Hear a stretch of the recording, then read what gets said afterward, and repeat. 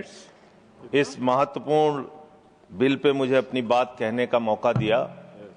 मैं इस बिल के विरोध में अपनी बात कहने के लिए खड़ा हुआ हूं और सरकार से मांग करता हूं कि इस बिल को सेलेक्ट कमेटी में भेजा जाए। और ये मैं इसलिए कहता हूं कि जिसके लिए आप ये बिल बनाने जा रहे हैं, कम से कम उनकी भावनाओं को समझिए, सुनिए, उनसे बातचीत कीजिए और भी जो एक्सपर्ट्स हैं उनसे बातचीत कीजिए और उसके बाद कोई ऐसा बिल लेके आइए जिससे उनका भला हो सके।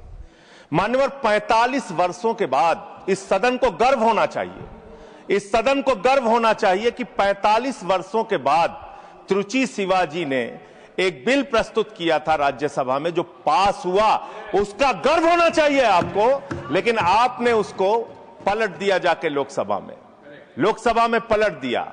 2019 में एक बिल आपने पास किया और उसके बाद उसके परिवर्तन में फिर आप खड़े हो गए, अपने ही बिल के परिवर्तन में आप खड़े हो गए। मान्यवर, मैं एक घटना का उदाहरण आपको देना चाहता हूं। ये किस समाज के लोगों से आप दुश्मनी ले रहे हैं?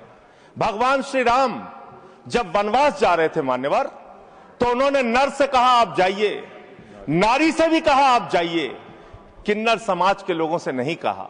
वो वहीं रुके रहे, वहीं इंतजार करते रहे और जब भगवान श्री राम वापस आए तो उन्होंने आशीर्वाद दिया उनकी भक्ति को देख के। आप उस समाज के साथ विश्वासघात करने जा रहे हैं, उस समाज के साथ आप धोखा देने जा रहे हैं। वो बधाइयां देने का काम करते हैं, हर शुभ अवसर पर उनको बुलाया जाता है, हर शुभ अवसर पर उनको शुभ माना जाता है। आप उनको धोखा देने का काम कर रहे हैं। आप किन्नर समाज के लोगों का कल्याण करना चाहते हैं? कल्याण की कहानी सुनेंगे आप कैसा कल्याण कर रहे हैं? वर्ष 2021-22 में मोदी जी की सरकार ने 20 करोड़ रुपए इनके कल्याण के लिए आवंटित किया, खर्च किया मात्र 1,91,00,000 रुपए, मात्र 9.55%। 2022-23 में 30 करोड़ रुपए आपने आवंटित किया किन्नर समाज के कल्याण के लिए, खर्च किया मात्र आपने 12 लाख रुपए, 0.4%। वर्ष 2023-24 में वर्ष ऑथेंटिकेट करूंगा नहीं, प्रतिशत में थोड़ा ज्यादा है। हाँ, मैं बता रहा हूं, प्रतिशत गलत करो। 0.0 ये समय जो बोला सर मुझे दीजिएगा। जो 2023-24 में आपने आवंटित किया 52.91 करोड़ रुपए और आपने खर्च किया 6.59 करोड़ रुपए, 12.45% मात्र। वर्ष 2024-25 में आपने आवंटित किया 68 करोड़ 46 लाख रुपए और आपने खर्च किया 5 करोड़ 14 लाख रुपए, 7.5%। आपको शर्म आनी चाहिए।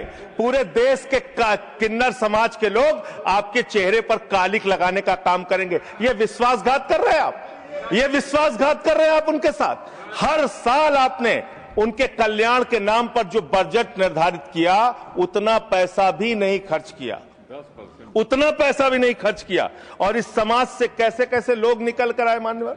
लक्ष्मी नारायण त्रिपाठी, जिन्होंने संयुक्त राष्ट्र में जाके भारत का प्रतिनिधित्व किया, इस समाज से मधु किन्नर निकल के आई, इस समाज से सबनम मौसी निकल के आई जो पहली विधायक बनी मध्य प्रदेश से, इस समाज से आशा किन्नर निकल के आई जो गोरखपुर की मेयर बनी, इस समाज से जयता मंडल निकल के आई जो बंगाल में जज बनी, इसी समाज से गौरी सावंत निकल के आई जो सामाजिक कार्यकर्ता और ट्रांसजेंडर्स के अधिकारों के लिए लड़ाई लड़ने का काम जिन्होंने किया, इसी समाज से मानवी बंदोपाध्याय निकल कर आई और उन्होंने एक कॉलेज की प्रिंसिपल बनने तक वो बनी।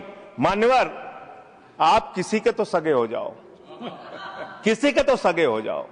नौजवानों को आपने धोखा दिया अग्निवीर लाके, किसानों को आपने धोखा दिया, फसल का दाम नहीं देते, 3 काला कानून लेके आए, 750 किसानों ने अपनी शहादत दी।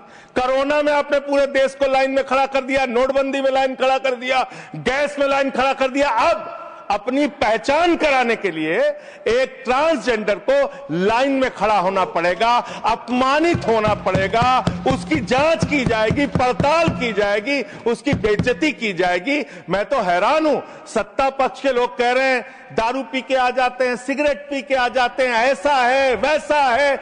आप नैतिकता के अलंबरदार हो गए। आप जो है सबसे बड़े दूध के धुले हो गए। कौन बीजेपी के लोग हैं, आके सामने बोलिए। क्या आप लोग दारू सिगरेट नहीं पीते? क्या आप लोग दारू सिगरेट नहीं पीते? आप इतने बड़े दूध के धुले बन गए। मैं खत्म कर रहा हूं सर, समाप्त कर रहा हूं सर। अरे आपने बीच आपको नहीं कहा सर, आप ना दारू पीते ना सिगरेट पीते, मुझे पता है, मुझे पता है। मान्यवर, मैं ये कह रहा हूं कि ऐसे इस सदन में किन्नरों को, किन्नर समाज के लोगों को, ट्रांसजेंडर्स को अपमानित करने का काम लगातार जो किया जा रहा है, ये बंद किया जाए, उनसे कंसल्ट किया जाए और तब सेलेक्ट कमेटी में भेजकर ही इस बिल को पास किया जाए। बहुत बहुत धन्यवाद।